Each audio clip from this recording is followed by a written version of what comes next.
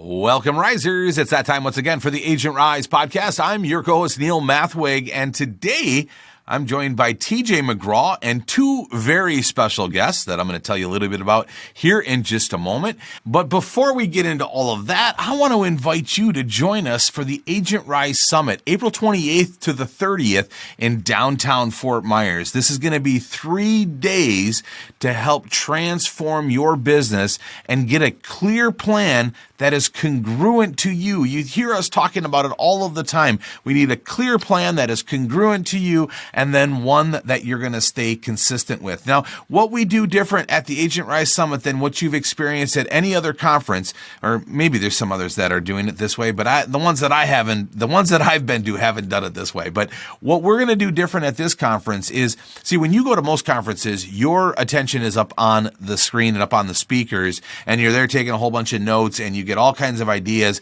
and it almost becomes overload. I just went to 2 different conferences, and I'm telling you, my brain was mush afterwards. Now, you get all of these ideas, but you don't really know what you're going to go implement.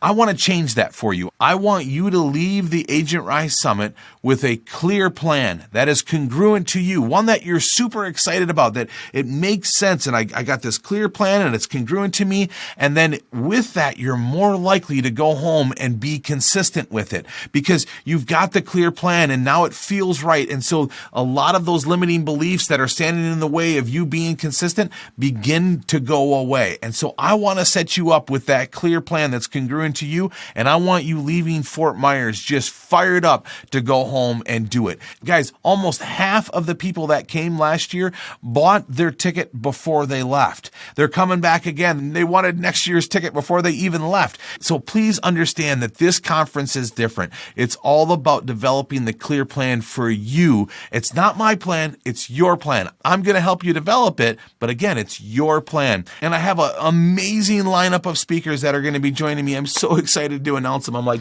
Kristen Wiig over here, all excited and giddy to be able to announce them. But you can guarantee that these speakers are not going to give you shiny objects. They're going to be following the same framework, and they're going to be adding and amplifying the message that I'm teaching throughout the conference. So with that, I hope you will consider joining us. You can get your tickets at agentrisecoaching.com/summit. Again, the dates are April 28th to the 30th, and the website agentrisecoaching.com/summit. And now let's get on to today's episode where TJ McGraw is going to be interviewing Jim Sullivan and Tim Yandell. They are from a company called All the Leads, and TJ has been working closely with them over the last couple of months in building up TJ's chase pillar, which we talk here on Agent Rise. We have our sphere, our chase, and our attraction. And TJ's chase pillar he's decided to niche down and work directly with those that are going through probate. And he has come from a heart of contribution. He has come to offer empathy and to be there for people. And he knows that these people need help. And so he wants to serve in this area. And with this, he has connected with Jim and Tim and has learned a bunch from them. And I thought, wouldn't it be great if we had them on the podcast? TJ's learning from them. Why can't the entire Agent Rise community learn from them? So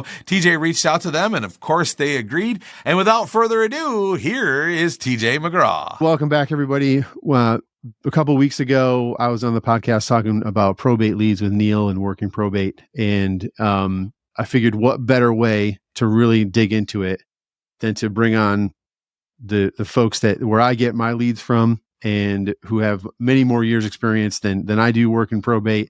Jim Sullivan, who's the founder of All the Leads, and Tim Yandell, the CEO of All the Leads. They agreed to come on and talk more about probate and what All the Leads does, and the kind of the done for you way of doing things, which is what we always recommend when you get to that point where doing the admin tasks that might be less dollars an hour, you get farming them out to somebody else. So Jim, Tim, thanks so much for coming on.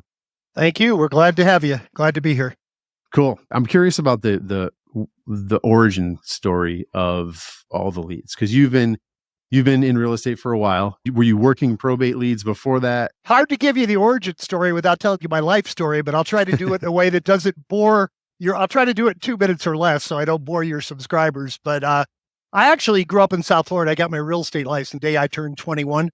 My mom was doing well in real estate. So being a smart ass kid, I figured it must be easy. I'll go get my license. And Of course. then in college, I sold books door to door and got my taste of sales and really liked it. And then when I got out, my mom was doing it even better. So long story short, I sold real estate actively for about 30 years. And then sort of started to tire of that. And I coached for a national sales trainer for a number of years and then went into investing full time, my wife and I. Back in the good old days, we were flipping 3 to 5 properties a month. And, back when it was, you could flip them and make a quick profit pretty easily back then. Mm-hmm. And kind of expanded the empire a little bit too wide. In 2004, Florida had 4 back-to-back hurricanes. And between the taxes, insurance, maintenance, assessments, we were barely hanging on when the mortgage meltdown occurred in 2008. And we literally more than lost everything. I mean, we were millions in the hole. Oh, wow. But we did get real good at doing short sales because we did so many of our own. Yeah. I guess that's one way to learn, right? Exactly. We started a short sale company doing short sales for agents and investors around the country. And I brought the business in. My wife closed over 2,000 short sales with other, 4 other agents. And then about 2013, I was at a real estate conference and I was kind of looking, I knew short sales weren't going to last forever. And I saw a booth across from me with people just standing in line, signing up for expensive buyer leads. And I just said to myself, wow, if there was a way to get online seller leads, how valuable that would be for agents. And anyway, long story short, I started Googling. I remembered in my own real estate career that the probate deals were the easiest, the best to deal with, the most profitable, both as a realtor and as an investor. And then once I had the idea, I'd known Tim for many years from my investing background. I brought him in basically as the CEO of the company. And like I said to you, TJ, I've always had a lot of good ideas, but it's the first time I ever had a partner to actually make them a reality or make this big one a reality. And to be honest with you, it's grown beyond my wildest expectations. So that's kind of how we got here. I hope I didn't put your audience to sleep, but that's the origin story. That's great. Yeah, it's it's always nice to have a friend that you can trick into doing things with you, a cohort partner in crime. So I guess from that, then like what is all the leads? When we started all the leads and began moving forward, we were fortunately, much to our surprise, we were successful almost immediately. We were able to just keep on moving. The money literally came in within the first week from our first set of subscribers. We flipped it and turned around. Early on, we realized that if we were just going to sell leads, that was a pretty kind of a short-lived and not fun future. I didn't want to do that. And so we started looking at why our customers were churning, what was keeping them from being successful. And it's no different than they're part of the real estate business. There are things that people had reluctance to do. They were sometimes lacking in enough discipline to do some of the things that were necessary. So our recommendation had always been to send out some letters, make some phone calls and do that. But we didn't have a firm grasp on how we wanted to get that done. So the first thing that we took on was to try and automate the mailing process. We started with a few small printers and wrote a little bit of software, and that has grown into the commercial printing business. So we started that part of it. We looked at the automation of the phone side. And that's always kind of been the biggest stumbling block for anybody in the probate business, is making that phone call, dealing with somebody where you're a little bit trepidatious about who you're going to be talking to and get a little bit uncomfortable. So a lot of people would simply send out letters and they would get some low-hanging fruit. But if the person didn't respond, that was kind of it. And we sort of refer to this as people putting their leads under their pillow and hoping they'd get up in the morning and find money. And it never really worked very well. It doesn't work? Yeah, it'd be great if it worked. And occasionally it does. And certainly from an investor standpoint, if somebody has that ticking fuse or that burning fuse when maybe sole breadwinner of the family passed away, and that was all that was keeping the family together. So those would be great for the investor side. Typically, probates, there's a process that has to get gone through. So we went out and we found a company to work with to make some phone calls and automate. We also have credibility websites that we offer for our people. everybody looks online before they go anywhere else if they can do that. So we do everything we can to build really outstanding credibility websites that help people put their best foot forward, attract attorneys, attract sellers, attract buyers as well. And along the way, we started our Thursday podcast. We have offered an hour or more of free training. We also offer coaching. We offer coaching along the way. We have a technical support staff. Try to portray ourselves as a system rather than just a lead seller. And we've actually acquired another company that does any kind of lead. So we're building systems around those as well. So that's who we are. We named the company All the Leads, and in the beginning, we were all the leads as long as they were probate. We're embracing our real name, and we're pretty much selling any kind of lead, but we're building systems around them. I just wanted to add one thing to what Tim said. If an investor or a realtor isn't going to make the calls, we will get a third-party person, but our top preference would be let us train you to make the calls yourself. You're always going to be your best representative. And we are really, really, really good at that. But we always tell the agents, if you're only going to send the letter and not make the calls, we'll have somebody do it for you. But we prefer for them to let us train them how to actually make the calls. That's what our most successful agents do. For sure. And you have one thing that I love about All the Leads, and I'm if my community knows me, all the listeners here know me as like I'm in the beginning of my career, I was shiny object syndrome. Like I was the poster child for it. If you called me and you had leads you wanted to sell me, I was like, sure, let's sign up, because I just wanted to get as many leads as I possibly could. Most of those lead systems were horrible, didn't work. I tried, of course, an ISA company called me, an inside sales agent, like, we'll make all the calls for you. It'll be great. Well, I soon realized that their best callers, their best salespeople are the ones that are calling the agents, not calling the leads. So that didn't work out. But what I really like about you all is the customer service is fantastic. I mean, I've never had a lead company that responded so quickly. And then you do the podcast that you do. It's on YouTube. Anybody can hop on and watch the podcast and go back as far as you have them recorded. So that's like a free resource that you offer, which is amazing. One of the things that, and maybe you could speak to this, of what you're kind of thinking behind it is that you don't have, when you sign up, you don't have to buy the website. You don't have to buy the mailing, which I have questions about too. But, and you have like for lack of a better description, like an a la carte kind of service. So what was the thinking behind that? Silly saying that I often say, you can lead a horse to water, but hold his head under too often, he's just going to drown. We oftentimes feel like put information out through a fire hose, and it's a lot to drink at once. There are lots of agents who are out there who can certainly afford to do anything that they want. They're successful. They want to grow. So we provide that and provide the systems that we provide. Literally, they do have us sending out their letters on autopilot. They do have a credibility website. Oftentimes, if they're in a county with enough leads, they do have us and our teams making the calls for them, because they don't have the time to do it. It's too much work. And they need to be spending their time talking to motivated sellers and motivated buyers. And so, we provide all of those things for them. I think the theory there is to offer it as an a la carte, because we want people to aspire to get there if they can't initially. The other thing that I'd also point out is we don't make people sign contracts. And if somebody's not doing well, we really, really break our back to try to help them be successful. We all talk to customers all day long, and we do that because we know that we can help. Typically the reasons that people aren't being successful are always the same. It's that they're uncomfortable in the conversation. They're not aggressive enough in terms of the pursuing of it. Oftentimes it's the people who went to sleep last night with their leads under the pillow, but they don't want to admit that. Sometimes we have to be tough love with them. Yeah, of course. Yeah, most definitely. I tell you, I was certainly impressed. I posted a question in the Facebook group, and Jim, you actually called me yourself. So I was very impressed by that.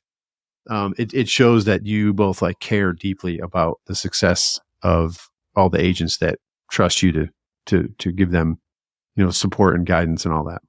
For sure. Appreciate it. Yep. Yeah. Appreciate it. Yeah. Loved all. So I'm not going to gush on it too much more, but go ahead. So let's talk about, So say somebody's like, I can't afford it, or I don't. Right now is not the time. How would one go about getting probate leads? Like, where you don't have to tell us like exactly your process to get them. But if I'm an agent and I wanted to get into it, what's my first step? Go ahead, Tim. You're the best one for that. Spend your time getting to know the court system. And quite honestly, you should do that regardless. In your case, if you haven't done it, you should definitely go attend probate court and see what goes on there. If you're going to be involved in this industry, you need to be an expert. And it's not really difficult to go do. It does take some time, but first place to start's in the court. Find out when probate court sits, go sit in the audience and watch it go by. That's a good place to start. And then obviously inquire at the clerk of the courts as to how you'd be able to look at probate filing. The place to begin this relationship is with the personal representative. In every case in probate, someone gets designated as the personal representative, which used to be called the executor or the executrix of the estate. And that's the person who has the ability potentially, first off, to tell you if there is any property in the estate, but also to enter into a sales agreement. And there's a lot of logistics that go about that. You've got to make sure that you actually have the authority to sell the property. They're not fighting with the other heirs. I mean, there's a lot to all of this, but that's the place to start. Go to the courthouse and hang out. And TJ, go ahead. You'll probably find out you spend time there. It's not a real productive use of time, unfortunately, because it gets really busy there, and oftentimes digging through court records is not fun, and it's that kind of stuff. But certainly that's where you start. Yeah, I was just going to add that most courthouses do not allow recording devices, so you have to manually transfer the data. You almost need to bring a stenographer with you.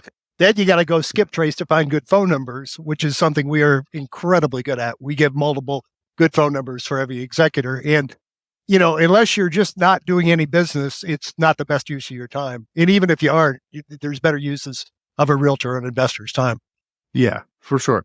I have there's an agent on my team, actually. He's gone to a different county, and he's gone to court and to pull records, and it costs $1 to print each. They're allowed to print pages, but it costs $1 to print the page. But like all the information, like the phone number, the email, I don't think they provide the emails, the address, they're all on different pages. So for one executor, one personal representative, you got to print like 4 pages. So that can be, and sit there and dig through it and all that stuff. So he's been writing it down and then going and putting it in a spreadsheet. Cities and municipal governments are, everybody's hurting for money. And so they're doing lots of things that collect the toll along the way for things that 5 years ago, it was all free. It's another source of revenue for them now. So it's one of the things, we spend thousands of dollars a month in access fees to make sure that our people get in. And, we've learned how to streamline the process, and we do it pretty well. But, and because of what we do and the relationships that we've courted over time, we have great relationships with the courts. So the number one, anytime I get into a conversation with an agent about working probate leads, number two is that they take forever. I don't want to wait that long. But number one is I don't want to be the hearse chaser. I don't want to be that sleazy agent that's going after, trying to capitalize on somebody's death. So I'm sure you've had this question more than several times. So what's your take on all that? I'll start with that if you don't mind, Tim. When I had the idea, I worked these leads in my market for about 6 months. And now this was 13 years ago, but in 6 months, I took, half a dozen listings and I flipped 3 properties. I never had one single person get upset with me. So we call it a lightning strike. It does occasionally happen, but it is so rare. And I think the misconception comes from a lot of agents are calling FSBOs and expireds, where back when I used to prospect, you could actually do that. Today, their phone's ringing off the hook. These people you're reaching out to, they're usually not local. They're absentee people that just inherited the property. You may be the only one calling, or they're getting a half a dozen phone calls. So there isn't the resistance. And we teach people, don't call and say, I'm the greatest realtor in the world. I can buy your house for cash. Say, I specialize in helping people with inherited property. How can I help you? So if you come from the right mindset, it's going to happen. I would say most of our subscribers have never been called that. But when it does, you just brush it off and move on, because there's a lot of other people that will take it the correct way. I would also say, just as a direct response to that, you don't want to be considered a hearse chaser. Don't be a hearse chaser. And it's part of what Jim said, is that if you're leading with, not even leading with the property, but leading with, I've assembled a team of people and we specialize in helping people who are dealing with probate. That's where people get angry. It's like you're trying to pick the bones of my dear departed whoever's home and property. And that's not the right way to start that conversation. Like Jim said, it's really, if you approach it from, I want to buy your house, they ought to shoot you because that's being pretty insensitive. You know that somebody just died.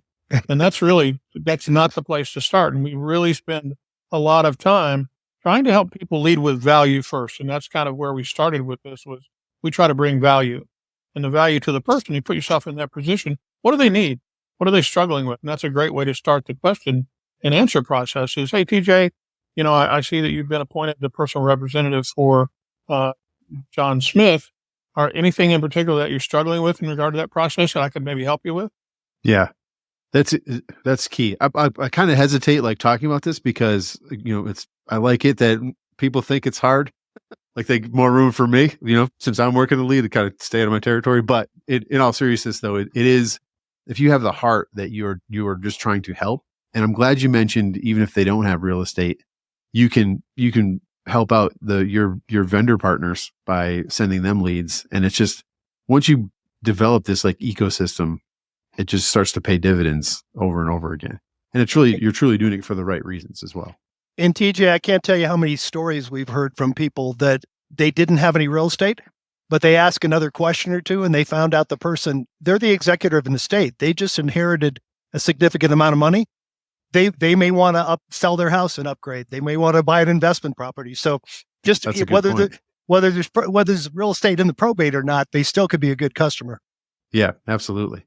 And if you help somebody out, they can't not, talk about you to somebody else. That whenever they tell the story, they'll have to say, oh yeah, this person called me out of the blue and then took care of 5 problems I had. So digging more into that, okay, we've established we're not hearse chasing. We're bringing it from the heart, and we're developing a team of people around us that can help. What I always tell people, don't worry about having every single slot on your team filled. Just don't, because then you'll never get started. So just get into it and start working it. So what was your advice? What's your take on that? Yeah, the reality is there are people that don't need any of those people. I don't think I ever had anybody that needed more than 2 or 3. But just the fact that you have access to them, it makes you different from everybody else, whether they need it or not. And the reality is, if you had a $500,000 listing and all they needed was a clean out crew, you'd find a clean out crew within 24 hours. Yeah, everybody's got Google. It's not hard to find people when you need them. So yeah. Don't do the ready, aim, fire. Do the ready, fire, aim. You'll find somebody when the need arises. So yeah, absolutely. Because we know there are businesses out there, and it's just a matter of. It's funny to say that because the need will get you in contact with that person, and plus, the first time you're contacting them, you're providing that company with value because you're bringing a customer to them. Absolutely. That's what a great way to start a relationship. The easiest way to do it is, hey, I've got potential business for you. Let's talk. Well, that's much better than saying, oh, I'm doing this wonderful thing and I'm trying to recruit a company. So what some people, and even I'm me, this is kind of a limiting belief I have. I'm intimidated by attorneys and, perceived people that are perceived like really smarter than me and whatnot. So what would you say to people that are like, I don't want to approach an attorney because they're, a limiting belief where they're maybe on a different level or whatnot? Okay. You want me to do it or you want it? Well, I'll start. The reality is you don't need the attorney's permission to reach out to the executor. And you don't need to be an attorney to help with the probate. The attorney is handling all the legal aspects of the probate. You are the person that's going to help them with all the contractors, with anything they need, but primarily to get the real estate sold. So we always recommend a 2-pronged approach. Reach out to the executor first, establish that relationship, and then take a look at your leads. If you're getting 100 leads, there's probably going to be a dozen attorneys that are doing multiple deals each. Yeah. Take the time to reach out to those attorneys and say, because there is something not pro bono per se, It's the equivalent of a for sale by owner with an executor. There are people that do the probate on their own. So you can reach out to an attorney and say, hey, I speak to 100 executors a month. 20 of them don't have an attorney. Would you mind if I referred some of these people to you? And then get in the conversation and say, okay, great. If I do that, would you refer some of your clients to me as soon as you start the probate process? So I would say 80 to 90% of our clients just work the executors, but we always preach, if you're not also working the attorneys, you're missing out on a big piece of it. Yeah. My plan is to just work on the attorneys eventually. Like kind of cut the executor out, but I say that in jest, but I think, I'm always thinking like, who could give the most, where's the biggest bang for my time and my buck? And it would be the person that's working with executors on a daily basis. So, right. So you need to identify what value you actually are bringing to that attorney. And easiest part of that equation, they only have one thing. They have time. And that's what they bill for. So anything that you can do to help expedite that process, that moves it along faster. And the more you do this, the better off you're going to be at that. The other side of it is that, rather than being intimidated about what you're doing, again, realizing that the attorney has only one commodity that's important to them, that's time. Go buy an hour of an attorney's time.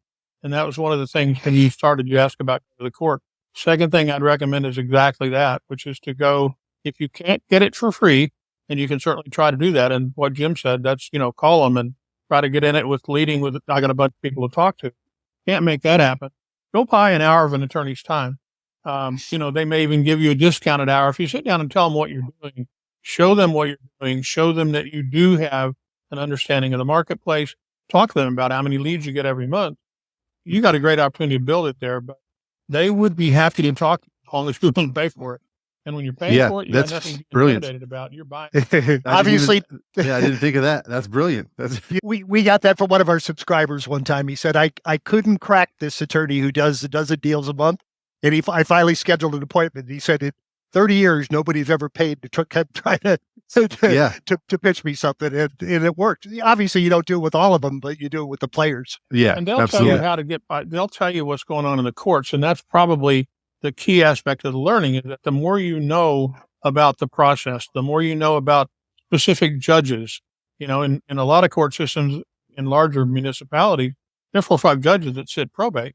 Depending on which judge you get, whether that judge is expeditious, whether or not he's on the side of the other heirs. There are lots of issues that you have to deal with there. And so the more you know, the better off you are. And it's all a process of education. After a year, if you've been doing this, you've built this rich pillar of information, of a team. You're really there. And every time you talk to somebody, you've got these, use the word, have a rich tapestry you can lay out in front of them of no matter what they say, you've got something great to help them with. And that's the value you truly bring. The more you do this, the better you're going to be. Yeah, this is great. I'm glad we did this because I'm learning. This is great. So how long does it take? Maybe that's not the right question. Like, let me ask it this way. What kind of agent, like what's the personality of the agent that can really go in and work probate and like see the end, the prize or the light at the end of the tunnel? Because it is a little bit longer of a process and it is a specialization. So you do have to, invest in your education and be committed to learning all these processes and all the intricacies of it. So what kind of agent do you see that is successful in this area? Somebody with a license, I was going to say, who's willing to learn. The only thing I would say is that the common theme there is a good listener, somebody who really wants to pay attention to what the other end of that conversation is. If you get in the conversation, you've got to be an aggressive listener. And that sounds like a kind of an oxymoron, but we try to teach people to ask a question and then be quiet and let the person tell you what you need to hear to help them. And anybody can be successful doing this. You have to be diligent and be systematic about it. Now, I'll take issue with only one thing that you said, and that's this. Typically, that is the perception that it takes longer. The reality is that in some cases, it doesn't take longer. I can tell you that we've had people who they get involved in the process, and depending on the court itself, that case may have been in probate for a bit, or they may have begun to settle things before they ever went to court with it. So they may be much closer to the finish line than you think.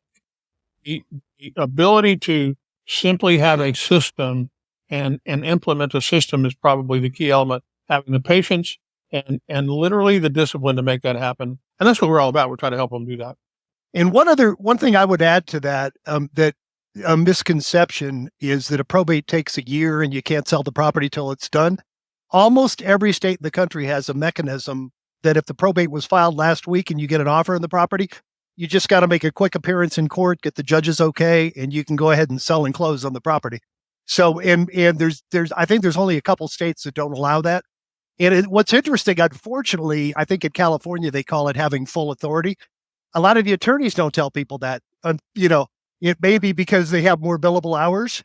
I'm not saying, but it may not be. If you got a buyer for the property, if there's a need there to sell it quickly, it doesn't really take that long. It really doesn't.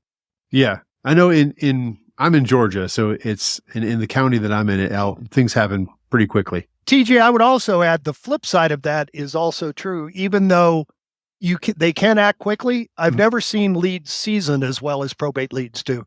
There's a significant percentage of them that are ready to do something now. Yep. There's a significant percentage that's going to be 3 to 6 months. We have our subscribers all the time say, just for the heck of it, I went back and called my year-old leads and I got 2 deals from it. So it's nice. Not like FSBOs and expireds that they're going to go bad if you don't work them immediately. Work them immediately, but they season extremely well. And the nice thing about the old leads, if you call somebody that's a year old, nobody's contacted them. So you got no competition. So, and that's just one of the nuances that we'll teach you once you get involved. Yeah, that's a good point. I haven't been working them long enough yet to experience that myself, but I have a lot of conversations with folks who have, and they're just, seasoned well, and for many reasons. I mean, there was a lead that I contacted, and one of the relatives is moving into the house, and so that's, that could go either way. But down the year, when it's a younger person, they're going to move into the house. I imagine at some point they're going to want to get their own, their own property. So yeah, there's so many different situations where the family wants to keep the house, and then maybe they try renting it for a little while, and that's not going well. They just realize that they don't want to be landlords, and then you call them at just the right time, and they there's another sale for you, another transaction. Sure. Sometimes it's practical. Sometimes it's emotional. We just couldn't bring ourselves to go through mom and dad's stuff. So it sat there for 6 months. Now we're finally ready.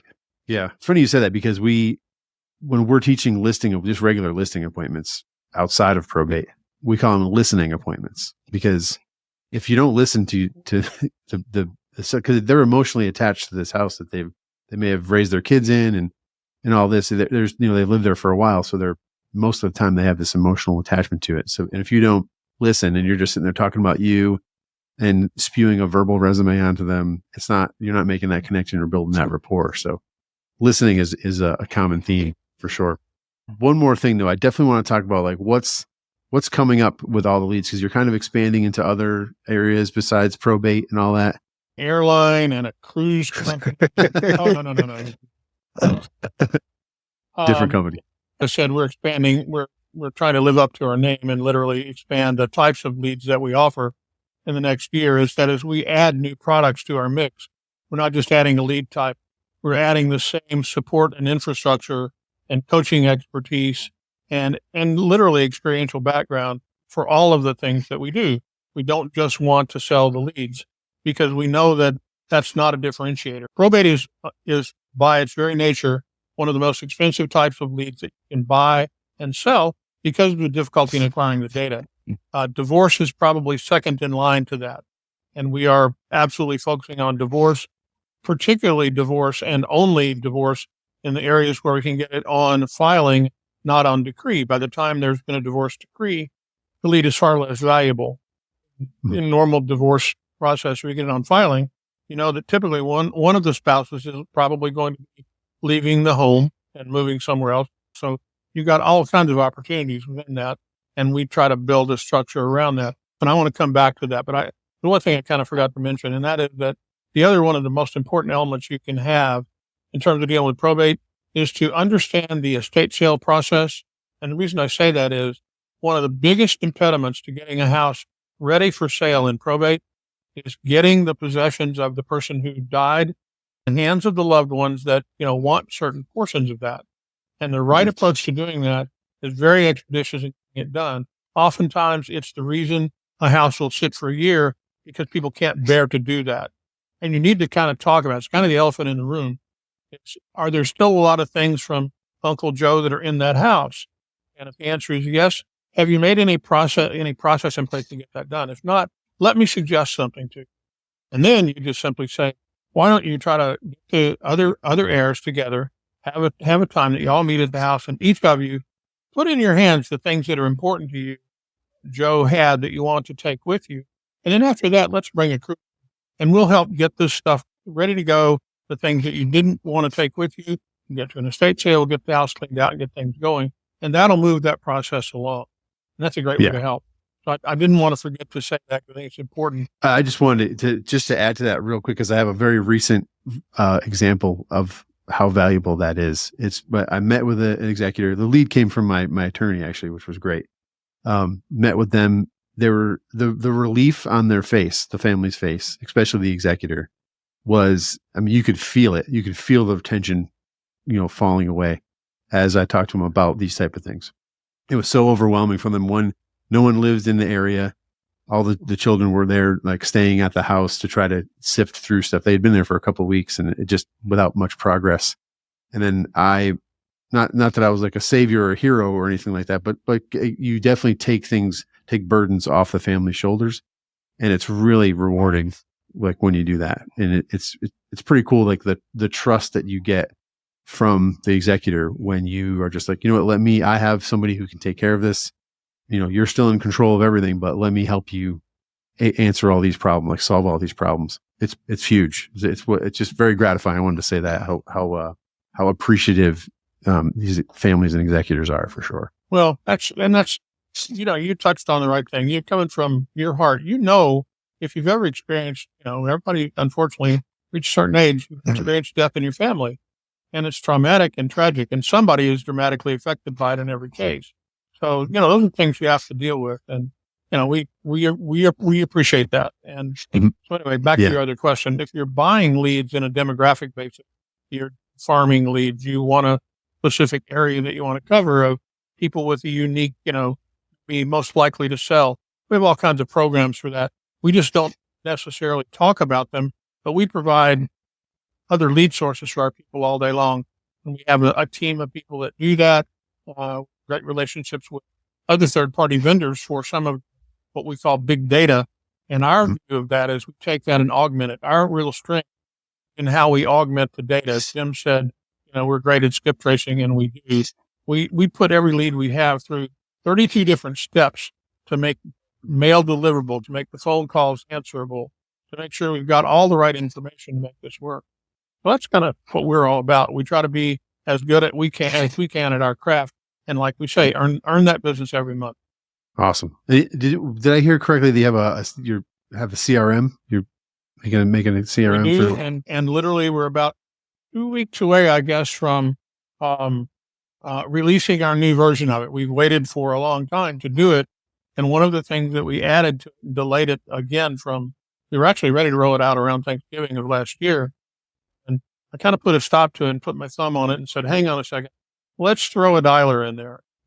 By a dialer, we're doing something that's not a Mojo type dialer or anything else. We're taking advantage of some of the new click to dial technology that's out there. So basically what it's doing is it's allowing you to assemble a group of people that you want to talk to. And with one click of the mouse, it does the job for you. And you're talking to people that you want to go, and allows you to cycle through that. So it's purpose built for what we're doing, and we'll handle all the different lead types that we're putting through our system.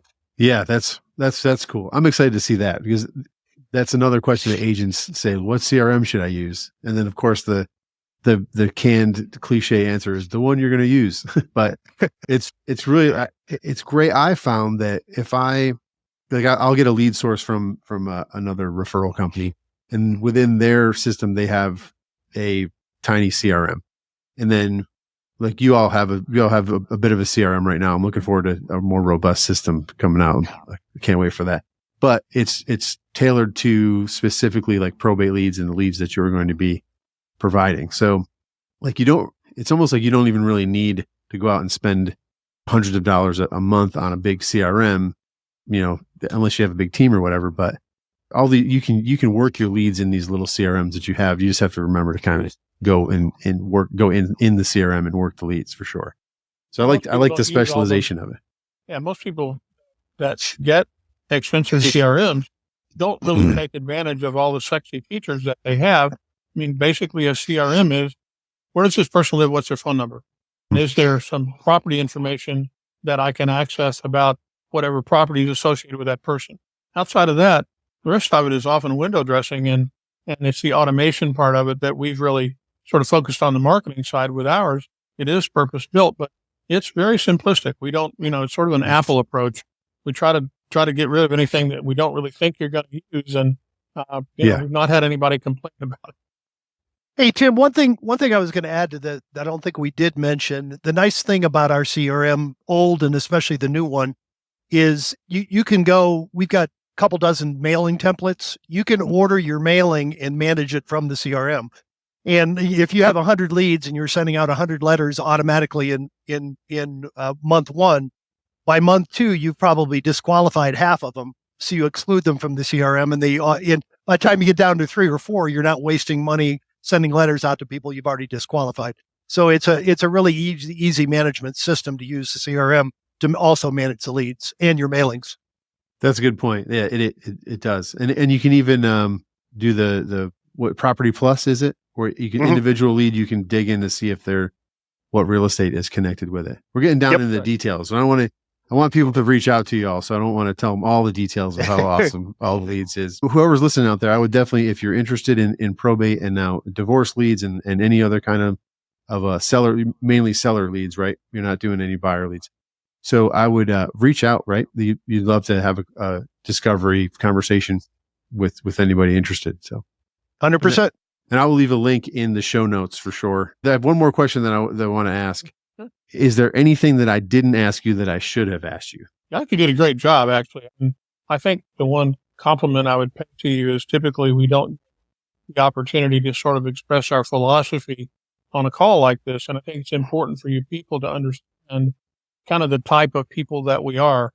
I think it's pretty obvious that we're not out here hustling and, trying to just take people's money. We really care. And you allowed us to talk about that a good bit. The other thing I was going to point out that oftentimes people are a little bit reluctant to either call and make an appointment or get on the phone with us. And we also allow you to chat with us. So you can engage with us just about the way that you want. Chat, phone, email, go to our website. It's mobile friendly. And just to add to what you said, Tim, the values of Agent Rise in our community, they align very well with your values as well. So I think that's why I'm so attracted to all the leads, is because I see that and feel that 100%. So I appreciate everything you both do. Perfect. All Great job, my friend. Thank you. Thank you both. Thank you all around. Thank you so much, TJ, and thank you, Jim and Tim, for joining us. What a great episode. I really hope that you enjoyed this, and we'd love to hear from you if you did. And also, make sure you get your tickets for the Agent Rise Summit. Again, April 28th to the 30th in downtown Fort Myers, and TJ will be there, and we will be talking a lot about probate, I guarantee it.